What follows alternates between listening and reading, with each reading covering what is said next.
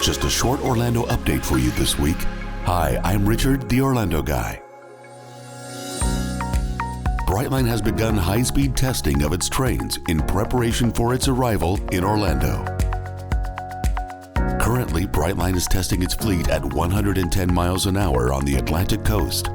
This high-speed testing is part of the process to receive Federal Railroad Administration approval for Brightline's revenue operation to Orlando. Brightline high-speed testing will continue throughout the 129-mile corridor between West Palm Beach and Cocoa over the upcoming months.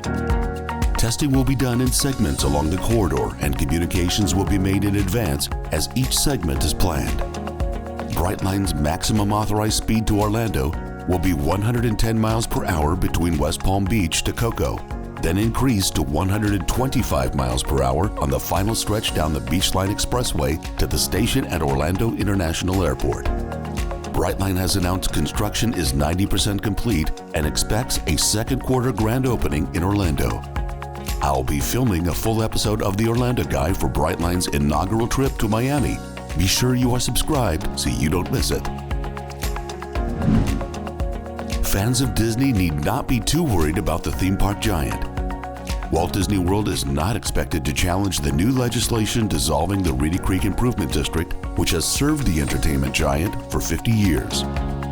The newly christened Central Florida Tourism Oversight District shouldn't hinder the ability for Disney to get permitting approval or other functions that Disney Creek provides to the cities of Bay Lake or Lake Buena Vista, which reside within the district. Chad Emerson, author of the book Project Future, the inside story behind the creation of Disney World, says the key remains in the two cities created by the original legislation. They are not affected by this new legislation, so their powers to govern have not been affected. Many departments could be created in the individual cities to handle any actions Disney may need, Emerson continued. There still would be some interaction with the district, such as infrastructure and drainage needs, but the rest could be taken away from the district and put back into the hands of the cities that Disney relatively controls. The new law recently passed by the Florida legislature is expected to be signed by Governor Ron DeSantis at any time. There is an update to an earlier story I shared concerning downtown Orlando and a proposal by the city to propose a new permit required by establishments that serve alcohol after midnight and provide additional security protocols based on the size of the club. The proposal also puts a 6-month moratorium on any new clubs in the downtown area. The Orlando Hospitality Alliance, a local nightlife advocacy group, is unsurprisingly against the new regulations and has put forth their own proposal.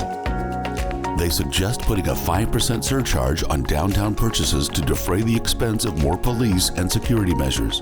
They estimate that it would bring in $3 million to secure increased Orlando Police Department presence downtown. The group has so far not reached out to the city with its new proposal. They are, however, circulating an online survey to gather community feedback. The new regulations will be voted on by the City Council on March 20th. That's your Orlando update for this week. Click the like button, subscribe to my channel, and set the notification bell so you don't miss a single update. I'm Richard the Orlando Guy. See you next time.